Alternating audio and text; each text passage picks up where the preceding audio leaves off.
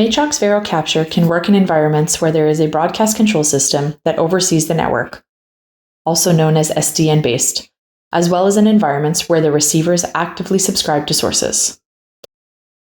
In an SDN-based system, VERO gives you constant feedback on which streams are ready to be captured. I will simulate the usage of a broadcast control system and route 4 streams to Matrox VERO. You can see that those streams were detected, and now we can easily capture them. On an IGMP-based system, VERO needs to actively request the network to route the streams. In order to do that, we need to give VERO information about the sources we want to route. VERO lets you save that information as sources, which you can enable whenever you want.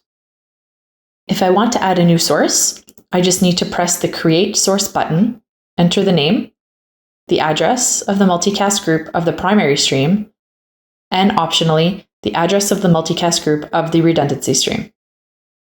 As you can see, I had already created a few, which I can also easily enable. I can temporarily disable or re-enable a source at any time, or remove it from the active list if I don't need it. I can also edit a source or delete it if I don't need it anymore.